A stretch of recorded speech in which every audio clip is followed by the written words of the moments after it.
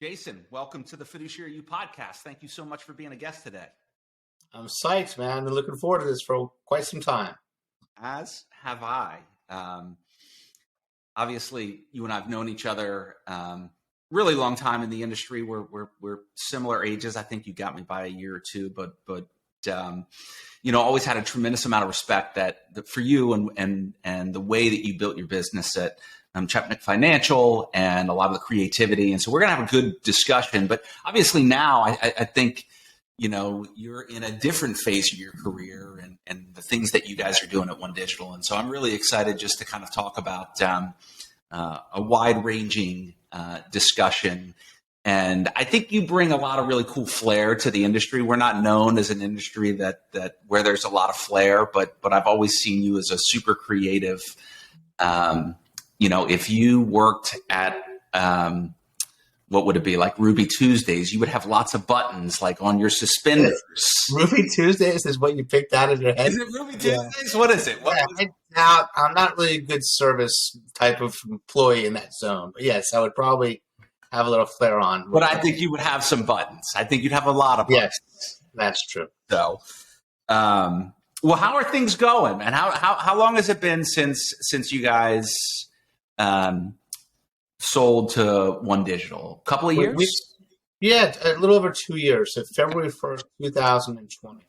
6 weeks before COVID hit our land and changed the landscape forever. Timing was really good for all of that.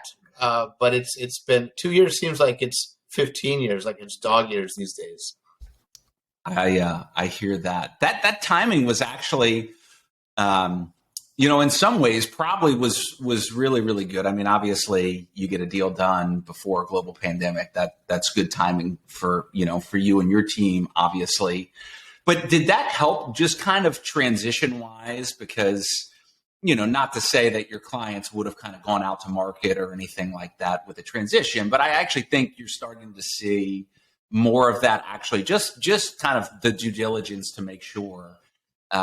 In the midst of a global pandemic, in a lot of ways, that was like the last thing on their mind. So in some ways, it helped us.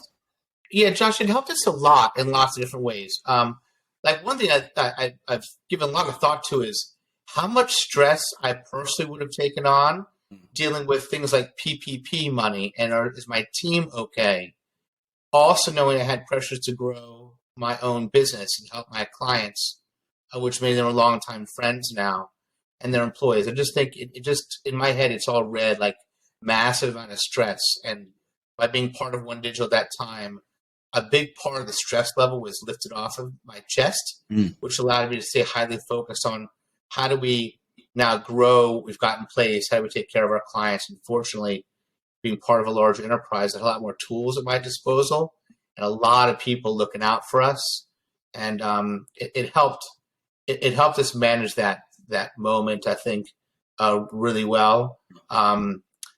It's hard to believe it was only 2 years ago that this all happened. So many things have happened, right, in our personal worlds. And I had some things that I didn't expect to happen. That my father retired right before we were acquired, and we had worked together for a long time. And my dad's biggest fear was if he stopped working, mentally he would start to deteriorate, and maybe physically as well. And then sadly that did happen. And so there were some things that started to happen to me that adjusted my viewpoint of what's most important in life. So it wasn't just the business, it was where am I spending my time, my energy, and am I focused on the right things. And so it was a blessing for me to spend some of that time with my father, and continue to during I would have been so distracted and so overly stressed, it would have been more difficult. And do you feel like because you didn't, there's a difference between being an advisor and actually, running a business. And, the position you were in was as a business owner. And so, in a lot of ways, being an advisor there, you don't get the equity upside per se, but you don't have the stress of what it actually means on the back end to be responsible for, a large number of people and things like dealing with vendors and overhead and accounting and HR and technology and all of that stuff, which a lot of ways can be distracting. Do you think the fact that you were able to kind of offload that to OneDigital allowed you to be kind of more present with your clients, but then also because you didn't have to, if let's just say you had, all that running the business, maybe it took 30 or 40 or 50% of your time. Now you've got essentially that back. Some of that goes to focusing on clients, but then also it creates that margin for you to kind of spend time with your dad. Yes, all of that, everything you just mentioned. I mean, I went from having a great team, but a small team, and let's call it 8 of us when we came over to OneDigital, where then I had an army the next day. I had an entire accounting team that was there when I needed them to model things out. I never did that before. If I was looking to hire talent, I have an entire team, HR team, that helps me recruit and vet things out, think about things differently. I was given this entire army of people that were here on demand, basically, even though COVID was happening, a pandemic to them too, all figuring out how we're going to do this together.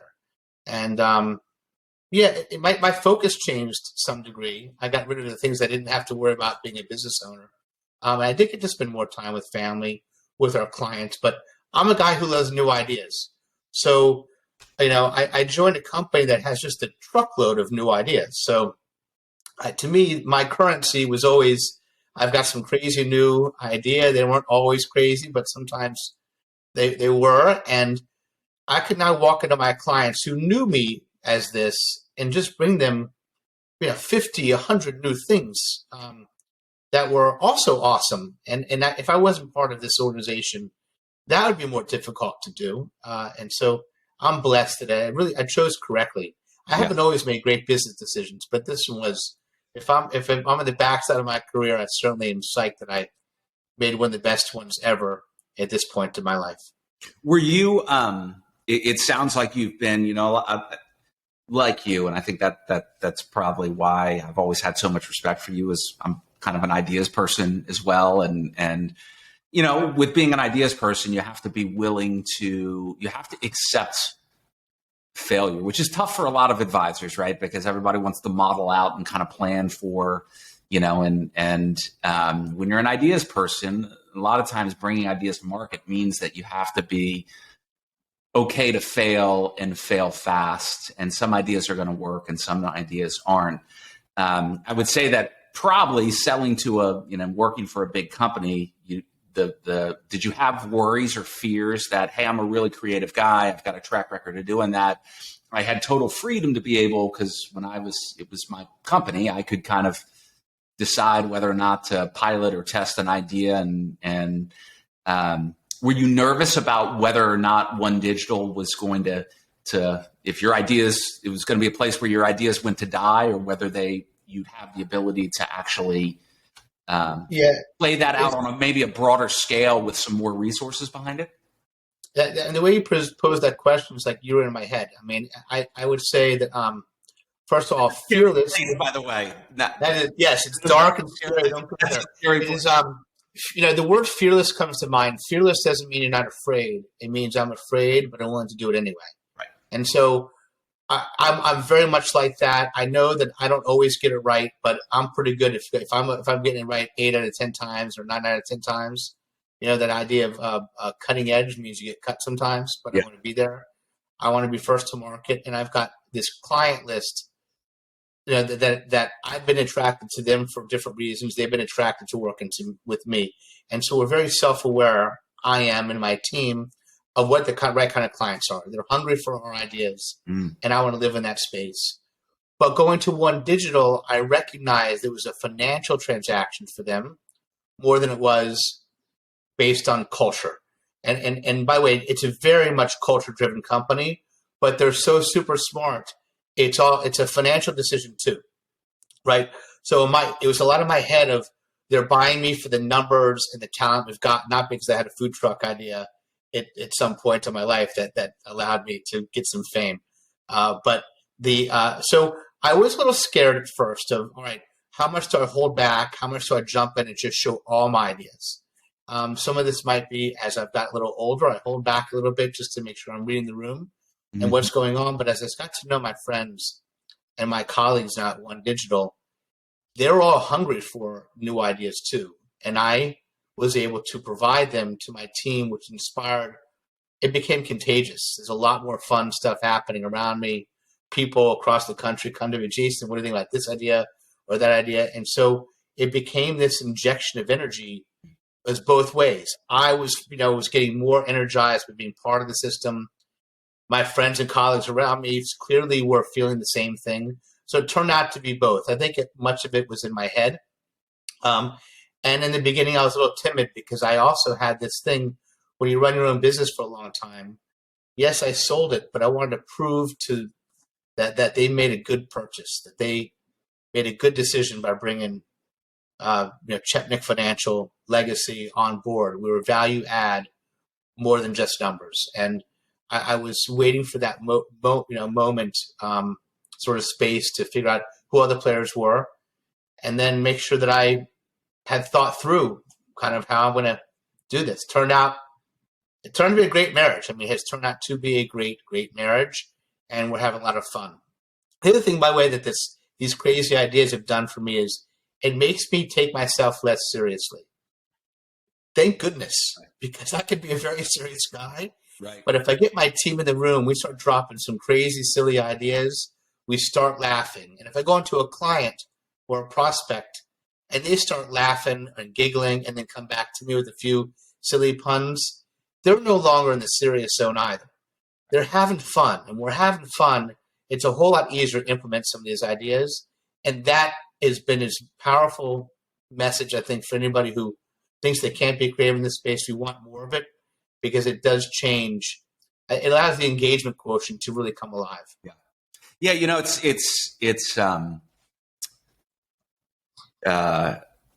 I have a couple of thoughts on what you said. One of them, though, is that I think that creativity and, not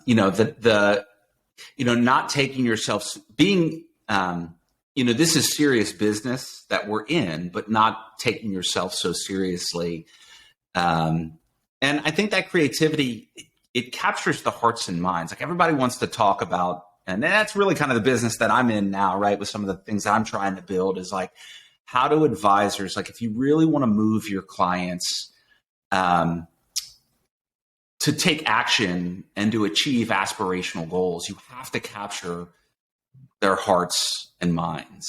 And you don't do that through bits and bytes of information. And I think that's what's been cool is just to hear you talk about this is I would imagine that, Vince and OneDigital, as the kind of courtship was telling you, like, hey, you're going to have the freedom and the flexibility to be able to do this, but you really don't know, in some ways you don't know, you can be prepared to get married and then you say, I do, but it's not till you wake up the next day or 6 months, after you say, I do, or a year that you start to realize like, okay, did I, am I married to the right person? And it sounds like, because not every model, there are firms I'm sure that you talk to, like some of them are like, hey, this is the way we do it. You're going to come in, you're going to adopt this. And like, with all due respect, we don't really want your ideas. We want you to go out and do your job. And for some folks, that might be the right place. But for a guy like you, clearly that wouldn't have been the right place for you to land. It wouldn't have been. I was also nervous about things like again, how much visibility, if my idea is too crazy, does that mean I get shown the door? Like I wanted I had to figure some of that stuff out. And thankfully, this is a place that is just, I imagine it like a river flowing quickly through a city. And if you jump in the river's of new ideas. I'm bathing in it. I'm drinking from it. I love it. And those, interestingly enough, they're not having as much success at OneDigital are these firms that have been acquired and they're standing on the shore. The firms that are having the best success are the ones that jumped in the river and full on like it's a big party and we're just enjoying this fast flowing river of excitement and new ideas, and we're going to, land where the river takes us. And that's the best vision I can describe. I've some great, great stewards of the business that are sold to OneDigital. that we love them, and I would love to see them sort of enjoying the fun with us and being part of the mix a bit more. And do you think we talked a little bit before we started recording, and I really think there's two kind of different perspectives. There is, and it depends upon probably a couple of factors when you're selling a firm is, how much money you're taking down, right? So, financially, what your age is and how much more runway do you want? But really the two differences is, do you take more of a buy-in mentality or a buyout mentality, right? Mm-hmm. If it's more of a financial transaction and what this is, for founders, like firms in the industry have become incredibly valuable, life-changing money. And so if it's more of like, hey, for whatever reason, I just don't have the energy to do it anymore, or, I've worked really hard for a really long time and I'm approaching retirement and I've got other priorities, doesn't mean that a buyout approach isn't a good way to do it. You do it, you spend your 3 years being a good steward of like doing your earn out and transitioning things over. But in that case, I would imagine that obviously there's probably a growth target on the back end that from a growth perspective, but your goal is to kind of get to the end of the 3-year earn out and then probably move on and do other things. But a guy like you, it seems like, at 50, still young, is you've got more to do. So instead of this buyout, more of this buy-in mentality. And if you have this buy-in mentality, the goal is not just to kind of stay still or kind of keep the status quo. It's how do we continue to grow and push the envelope and accomplish more? And it sounds like if you've got a buy-in mentality, you jump in the river and you go for the ride. If you've got more of a buyout mentality, and that's not to say that's the wrong thing for, people to make their own decisions, but if it's more of a buyout, it's like, you know what, I'm just going to sit kind of on the shore and wave as everybody goes by, if that makes sense. Yeah, there's definitely, I'm seeing it now, not just in the retirement and wealth space, but even in the employee benefit firms that have been acquired. Mm-hmm. I'm not sure you could figure it out in advance unless that person is sharing their thoughts and their game plan. But shortly after a transaction, you can sort of figure out who's, because right away you're on 15 Zooms a day and 22 Teams calls a day and being asked to do this and that. And there's some that's been really hard. So it does bring back right in your face, this life work, balance idea. And you have to manage what you can and come up with a game plan of how to work around that. But I have always seen myself as being a buy-in person, so I knew right away I wanted to be part of the organization. You use the term grow. I'm continuously growing personally and professionally. Evolving, I think, is another good word to use there. That what we built at Chepenik Financial was changing anyhow. With COVID, the whole world has changed. And so to be part of an organization that's constantly thinking about things differently, it speaks right to me. And I a lot of my peers are right in the mix. I also have been able to see some cool stuff, by the way, I'll mention this, that my team has found paths to bigger roles. When they were just at Chepenik Financial, my name's in the door. So they're not going to, unless I marry them, they're not going to be Chepenik, right? So what happens if you're working for me and they hit a certain level? Like I always figured one day they would leave the nest and go some other place. I'm really thrilled to be here because now I'm able to go to my various team members and show them a different career path that goes way beyond anything else. So there's something cool there I wasn't thinking about when we sold that I think is really valuable for people that have young teams that are good at mentoring or see growth out of this next generation. That's a super cool and very fulfilling thing for me as the business owner to see that happen.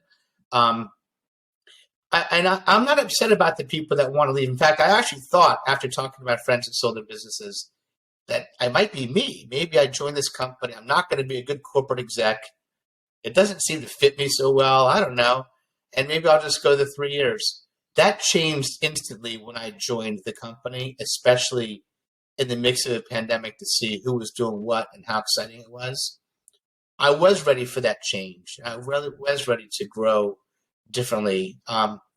There was a few minutes where I wasn't as creative because I was mostly listening to my soul and figuring out where am I going to use this at again. Very fortunate 6 months in, we just started sharing our having fun again. Yeah. And And I think the lacking having fun wasn't joining OneDigital. It was the fact that the world was ending all around us, and we're all trying to figure out how to survive. Right. That's where the lack of fun came in. Right. So once we got that back in, things started to change in a good way. What has been the, one of the tough things about the advisory business is that, like, if you've done it for a while, it's like the video game becomes pretty easy. Like, you got all the cheat codes, and the video game, like, kind of loses its the challenging nature of it. That's not to diminish it. I mean, I know I went through that, as in some ways I was like, okay, I've figured out how to do this. Like, I need to be challenged again. Some days I wake up and I'm like, oh my gosh, like, did I really need to be as challenged as I put myself in a position to be challenged? But, the advisory role, you could probably do that you could have in your sleep after having done it so long. This new role that you're in, where you're more of like running a region, what have been the things that have like really kind of forced you out of your comfort zone and forced you to kind of learn new skills the most? And what have you learned about yourself in this new kind of role that requires essentially like recruiting these more kind of business muscle fibers, if you will? I've got lots of things popping through my mind, but I would say control that, Hawk and 401k plans. I still like going after the big chase. I still like knocking down a deal. You like to hunt. I like to hunt. I like knocking down a deal. I also enjoy finding a dysfunctional committee, or one that doesn't know what their function is, maybe is a better way to say it, and helping them come together and help understand what success looks like. So that has always been a good, fun group think type of exercise for me. But the part that I had to really work on was letting go of control of day-to-day of those plans. I have an awesome team around me. And once that plan is onboarded to OneDigital, then my team knows what the next step is. And I trust them to record keeping, shop the plan, making sure they evaluate investments. They have right fiduciary governance procedures in place. All the stuff that I was always worried about, because I was juggling every ball and making sure my clients were getting done. For me to let go of that role on a daily basis was maybe my hardest task, because every now and then I'll still reply to some email and copy it on. As you know, Josh, just because I'm no longer doing the day-to-day stuff, clients still reach out to me personally. Right. And right. My team realizes that they still think of me. And if they don't reply fast enough, I'm going to reply. So I have to bite my tongue and let the team do it. I think that was the hardest one. Secretly, do you there is something about the need to be needed and wanting to be kind of like we're an ego-driven bunch in this industry, and wanting to be kind of like the guy who makes the the buzzer beater, right? It hits the winning shot. Is it tough to fight that urge at times? Like, you know what, I need to pass the ball here instead of I need to pass first, shoot second instead of shoot first, pass second. For some of the roles, yes. Like, I tried doing participant education. I had to fill in for one of my team members last year, a year and a half, and I was awful at it. I forgot everything. I didn't know what to say. I was like, oh my God, I was nervous. And I was like, oh my gosh, this is no longer a role for me. Hadn't done it in years. And then there's been a few other ones where I'm in the room and I gave some, misinformation, I should say, and I had to have one of my guys say, Jason, that's just not how we do it anymore. So I had to eat my own crow a few times and just learn a lesson, which is I'm still really good at lots of things. I love getting the team to think differently. I love leaning into the OneDigital other things, which is a lot, and then bringing those ideas that I think fits to our clients. I love finding new ways to communicate to employees, and I think I'm better off doing this and inspiring others. But being in the mix, helping a client, I don't want to use the term "I know enough to be dangerous," because I likely am dangerous. Yeah. And why be dangerous when I have an awesome team that they will protect the client, and maybe for me too. Right. There's no reason to be dangerous any longer. That's funny, Jason. That's not how we do it anymore. Like, You just sit over the corner and Yeah. be quiet. We'll take it from here. And, I get thoughts of my dad. My dad and I worked together for 20 years. I remember me telling my dad that too, and I was like, "Oh my gosh, have I become my dad in this role?"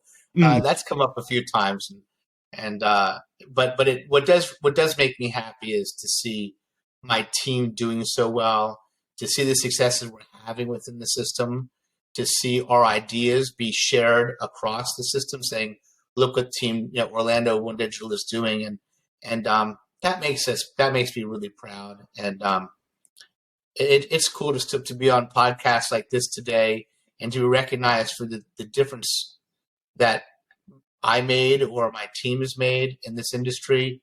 Does fill that space up inside my heart that says we really did a good job here, and we brought something to the table that was different than others. What's the best, most impactful idea you've ever come up with? And what was the result? And what's the worst idea that you ever came up with? Oof. Well, I'll tell you my best idea ever, and it's not going to be the food truck one, though. It's a pretty good one. That was my best idea I've ever had was to get involved in community.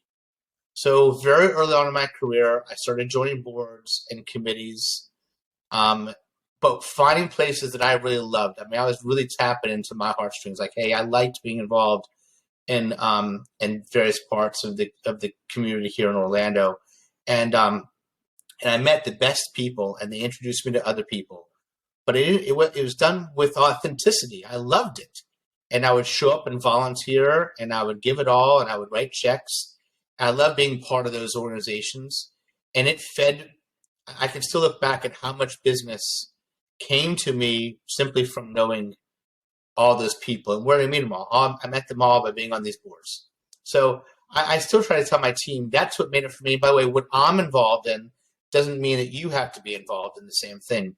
What makes you wake up, like get excited about something? What's your passion? And that's my best one ever.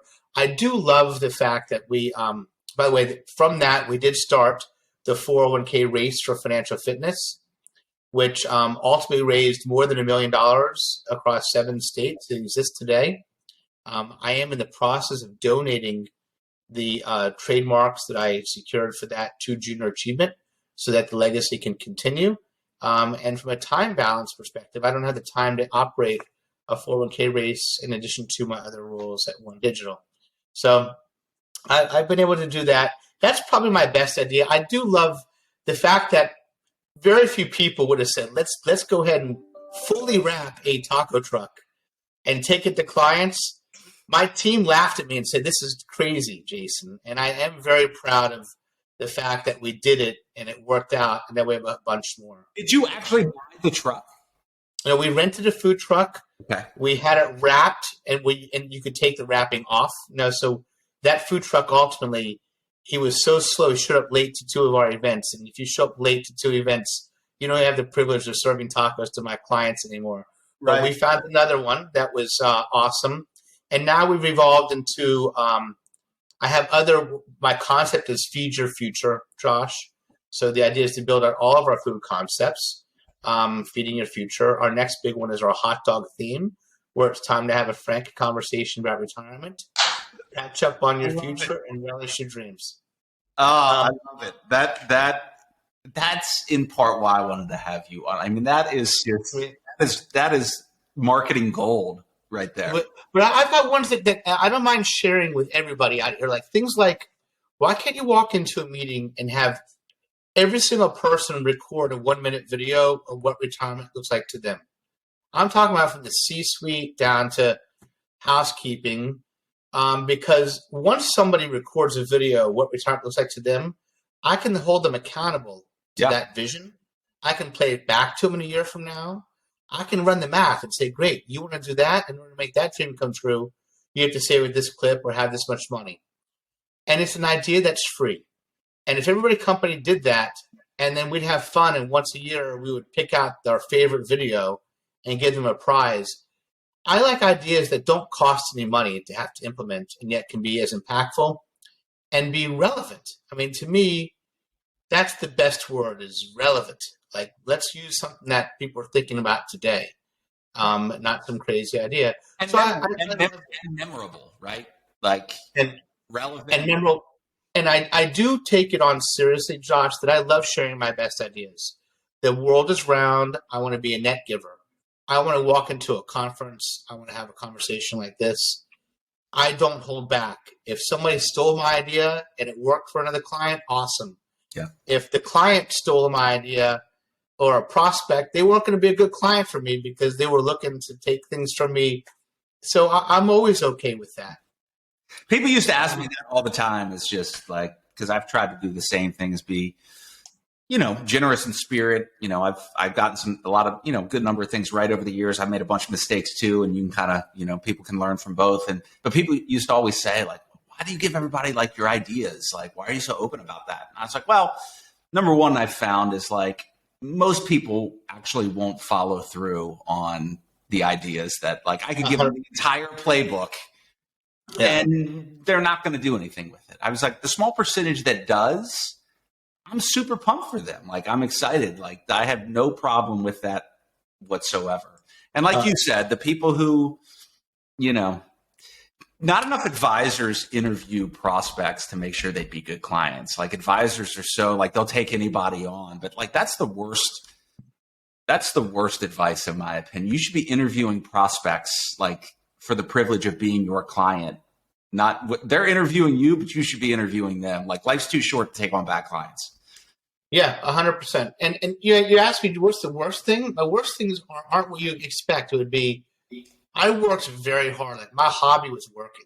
And I look back on it, and I love live music. So I would go to the New Orleans Jazz Fest every year. That was my vacation. But I really wasn't taking time for myself, my head, to relax so I could think of my next big ideas. I wish I took more time off. Just blocked out time on my calendar or took days off here and there. That would be when I think there are moments that I wish I had slowed down on certain decisions and thought through. Hiring people, when you're your own business or a small business, you make a lot of gut moves versus modeling things out and what's the impact and is this the right investment. So I think formalizing a business plan, sticking to it, making sure that you are asking for advice and, hey, what are my blind spots to my team? Not just talking to them, but listening.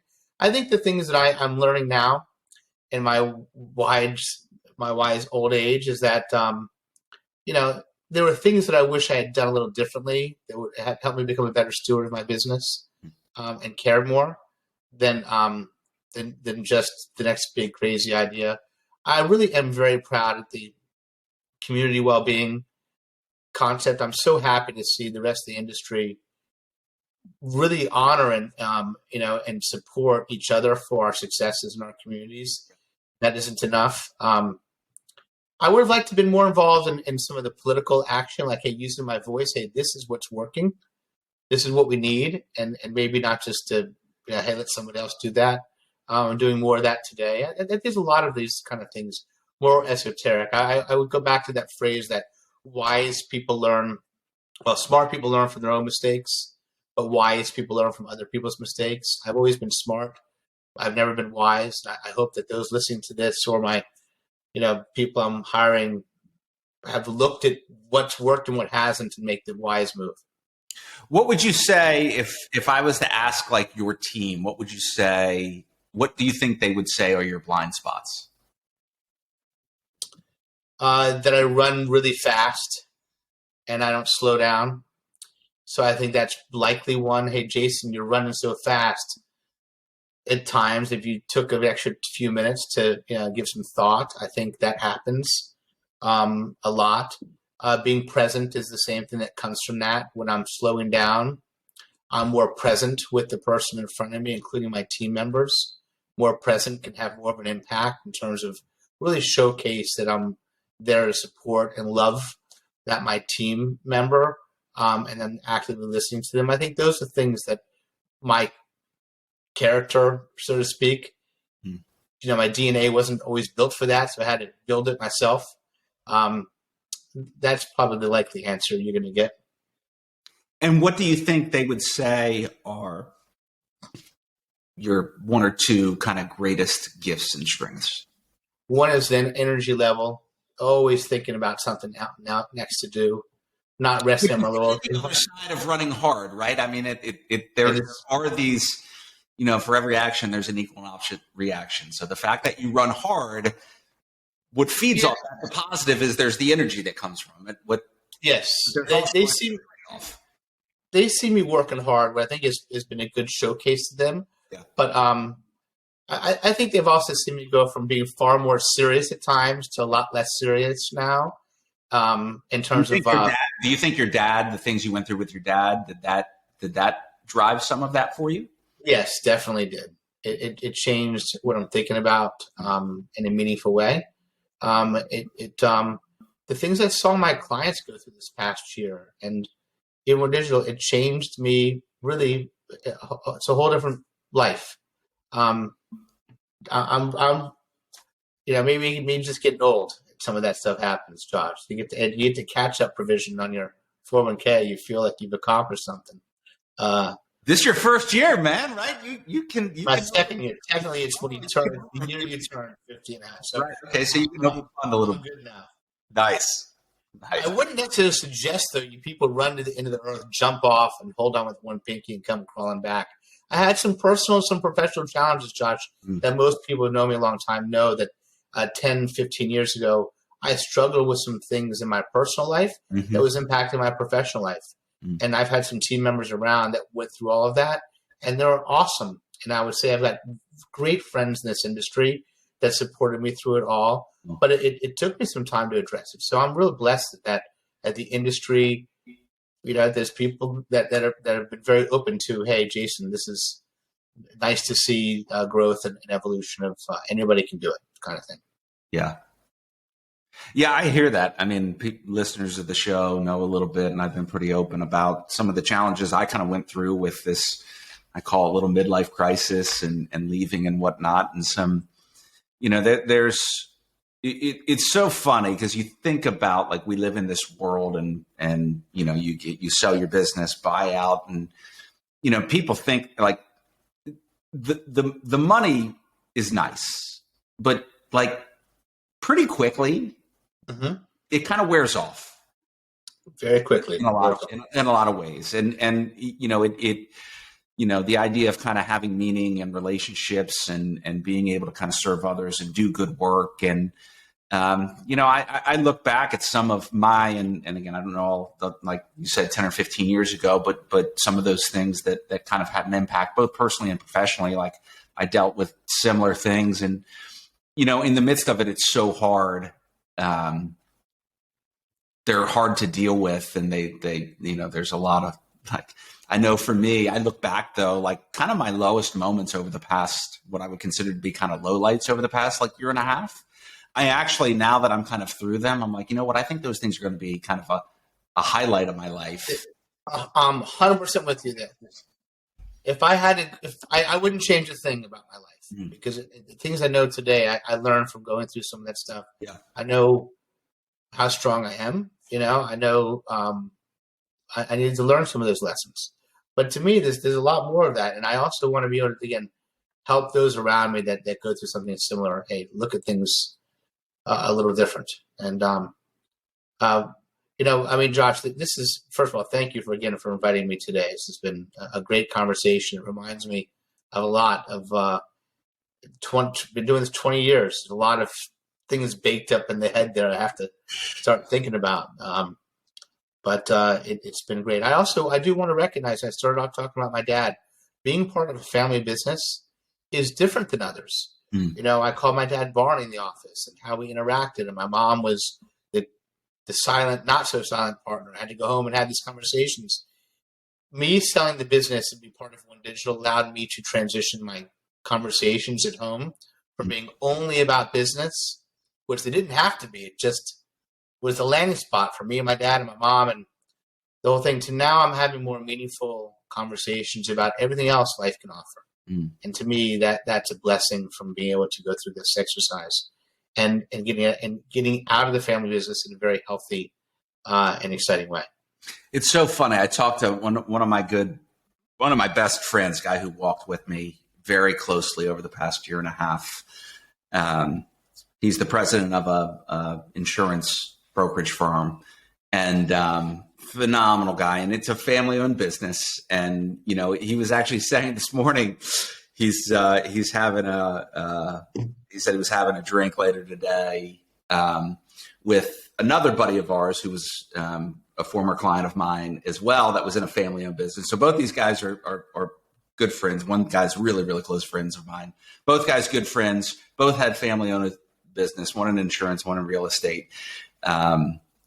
And both were clients of mine. And but I talked to the guy, and he said, getting together with so-and-so later tonight. And we've been talking a lot recently about like family-owned businesses. And he's like, I have to say, like, it's like the best career decision I ever made, and it's like the worst career decision I've ever made. He said it's worked out great, but like there's a lot of dynamics that come into play with family-owned business, and even father-son.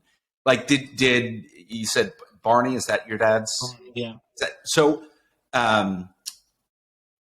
how hard was it when you kind of came in? Like, what was that whole process? Like, how'd you guys figure out your working dynamic over the years? And what are some of the things you learned in terms of that relationship over time? It took some time. My dad is an old school life insurance guy, and he sold health insurance too. And I had started 5 years of Legg Mason as an investment professional. Okay. But I was already in this mindset of I need to be a specialist if I want to be really good in whatever field. And to me, that was what we were talking about, I need to be a specialist. And so we sold off the health insurance clients that we had. We dialed down a lot of our life insurance or other type of things, and it became a very sole focus of retirement plan advising, even to the point where I wasn't even providing participant services or wealth management for a while, because I wanted to be the very, very best at what we did. So Jerry Garcia used to always say, you don't want to be known as the best at what you do. You want to be the one you want to be known as the only one that does what you do. So I get to squeeze in a Jerry Garcia quote in our podcast today, John. So I was not intentional, but well played. I want to be the only one that did it that way. And nobody taught me the 401k business. I did it myself, and felt that, Dad, we had to stay focused in this business. It's going to give us this lift. And then as time went on, realized that how important it was to have knowledge of these other areas of the business, that, hey, what we could do for benefit clients or financial planning for their clients actually did play a part. I just wasn't focused on that or didn't invest in that part of the business. I get to do it now at OneDigital because we're now all those things. But I think the part with my dad was to see my dad also go from his career changed some from being small firms that did health insurance. That business was moving to large firms that were specialists.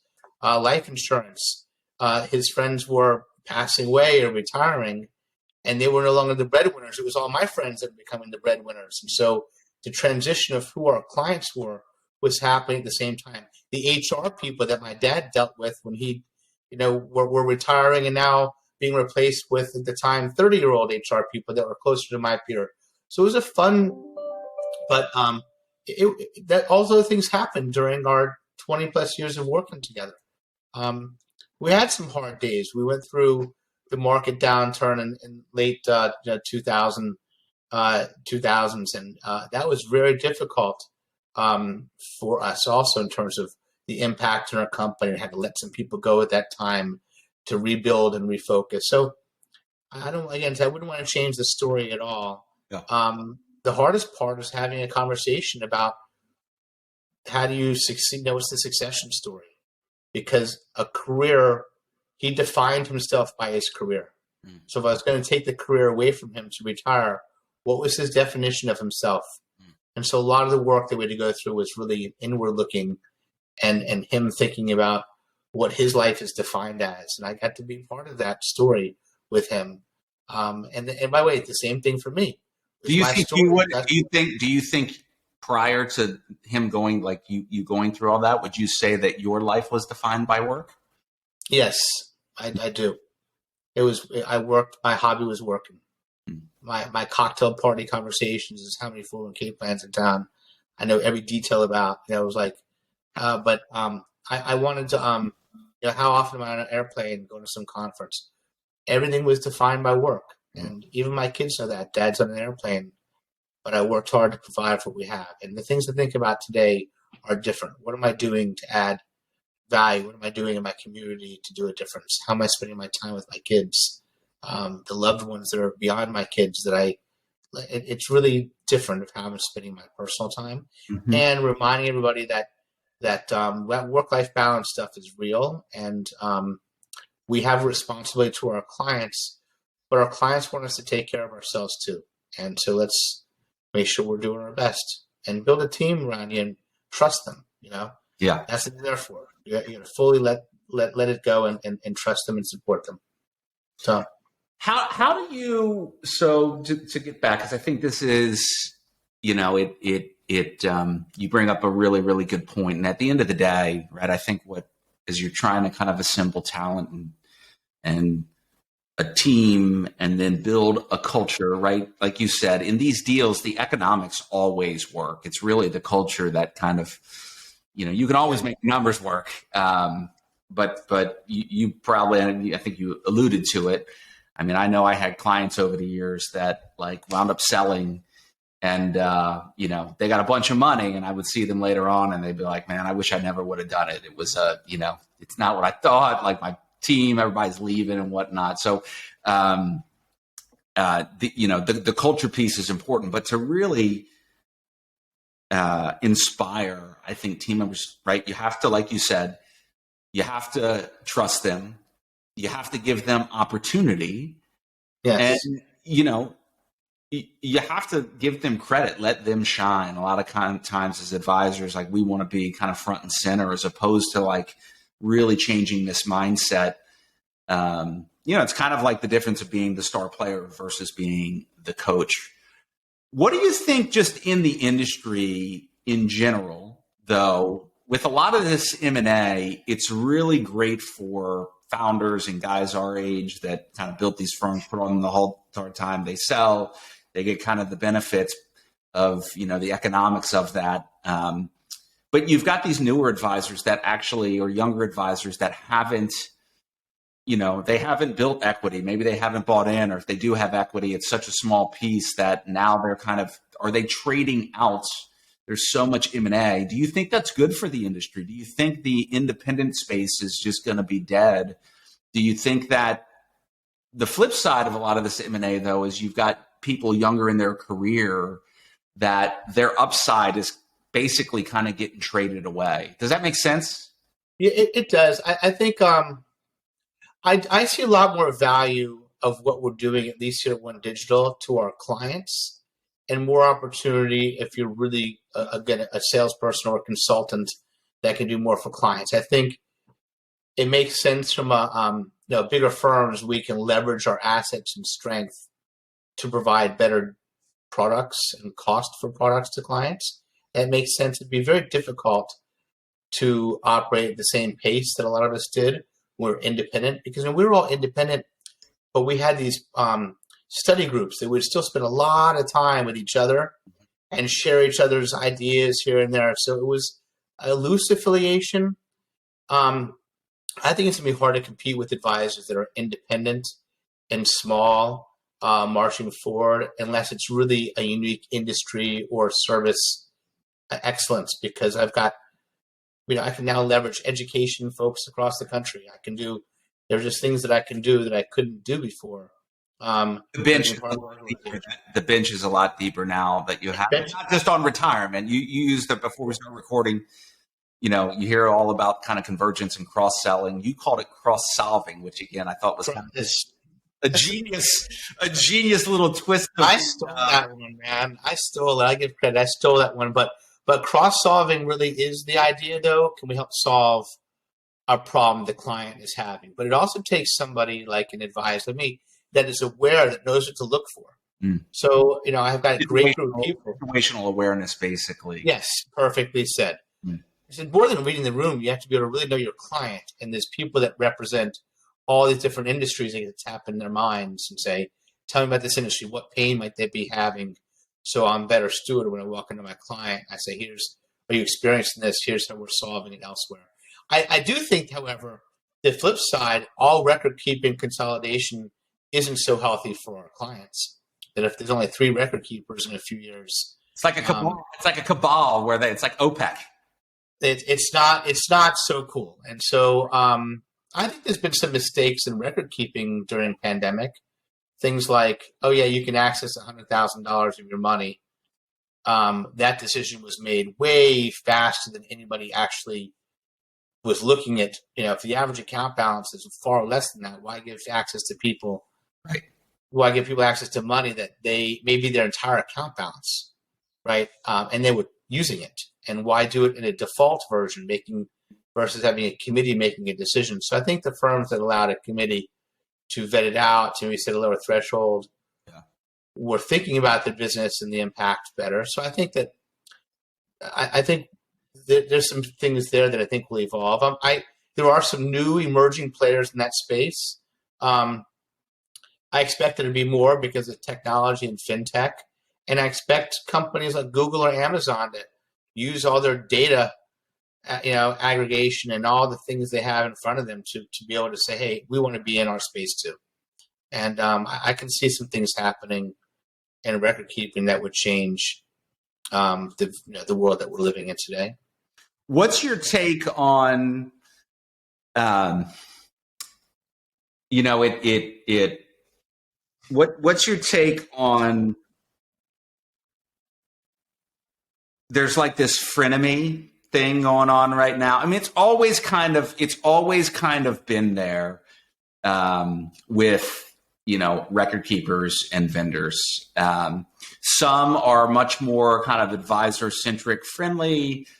Others are very kind of unfriendly. What's your take on how things are evolving in terms of, it seems like early on you had, 15, 20 years ago when I first got started, like you had a lot of record keepers who had much stronger direct relationships with plan sponsors. And then you had folks like us who kind of came in, who kind of disintermediated those relationships and now moved into like trusted advisor. And so in a lot of cases, record keepers got not that they were unimportant, but they got kind of like moved to a different seat. But now the fight for the participant, they're trying to get back in the game. That's the goal, right? Is the goal is there. I think that it's the difference between serving your masters. Is your master the owner of your company, right? Your publicly traded company or owner of your company is just trying to max out profits. Yeah. Or are you really putting the end user client first? I think advisors are far better at recognizing what's healthier for the employee. And we're fighting from a different place a lot. I think I want to be friends with all the record keepers because you don't know when things change. I do know this: the data supports a plan with an advisor is a healthier plan. No question. If they carved it out better, a specialty advisor is a far healthier plan without. So when they go direct, it doesn't make sense to me. They should force an advisor, I think, in some ways because we make the plan stickier, healthier, and we can solve a lot of problems. I can see the TPA market being squeezed a bit more as we move on, as more and more fully bundled products. And I haven't heard a whole lot about that size of that industry shrinking, but my suspicion is it will change too, because the value that a TPA adds is different than it used to. Still a lot of value, but it's changing. Yeah. And it's one of those ones where I want to be friends with all the top record keeping executives. Because you want to keep your friends close and your enemies closer. They're not they're not our enemies at all. At the end of the day, everything we do is a people business. So there are great people at each of these firms. I want to align myself with great people. Great people are always open to new ideas. They see the value that the person can bring to the table. They want to work towards a solution, usually work together in some way. And I think that if we turn it into that, it's easy to get across the fact that nobody's really doing anything against the other party. We're all trying to solve to help our clients and our companies be successful. And I think that's that version of me being less serious than I used to be. Yeah. And not calling out, but recognizing there's a lot we can do to help people. We still have a major problem, by the way, Josh, which is how many people don't have a retirement plan, how many people have and they aren't using it, how many people have them, but when you ask them how much money they have, it's like $50,000. Right. Or $100,000 or their median account balance is a third of that. There's just so many problems that we still have to address that I think we need everybody still working and moving in the same direction, pushing as hard as we can. Do you think, so a couple of quick comments, the one that you're talking about, I always used to say to record keepers, and I would say I had a cordial professional, but very much an arm's length. I kind of was much more of people probably would have described me as more of a purist, but like one of the conversations I used to have is I would say, look, we need to work well together. We play different roles and we need to be arm's length. But I was like, the visual should be like, think about like a triangle, like, and the client's at the top of the triangle and we're both at the bottom of the triangle. As we each try to move closer to the client, it actually brings us closer together. So like, if you want to have a good relationship with me, don't worry about having a good relationship with me. Worry about having a better relationship with the client. Because if 100%, I'm going to do that. I'm going to be more focused on my relationship with them than you. But if we are both oars in the water, rowing in the same direction of how do we serve the client well, it's likely we're going to work better together because we're trying to serve, to your point, trying to serve the appropriate master, not the wrong master. Yeah, you said it better than I said it. But that's you're spot on. And I think anyway, and I think, but using voice like you just said, and some of our peers, I want people speaking the same language because it's not going to help any of us to have parties to call each other out when we can just get better at it. Last question, and then we'll wrap. Is do you think advisors generally do a good enough job pushing clients to make the hard decisions? I think most of us do. I think those that have run our own firms that built it from nothing, we do because that's what our intent was all along.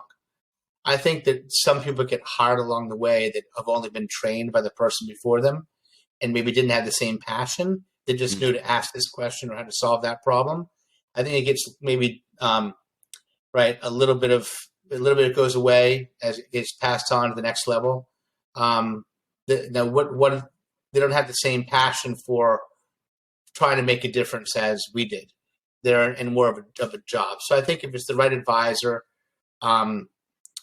who's working to make a difference, and you can tell who they are based on their innovation, based on their interest in adding content at conferences and using their voice, or maybe they're better off at writing a white paper. I think those that are in the mix trying to change things, we're all doing it for the right reasons. And it's selfless, and it's, we're making a difference in those plans. And others are just, if you're just working there as a career, don't have the same passion, maybe not have the same impact on the plan.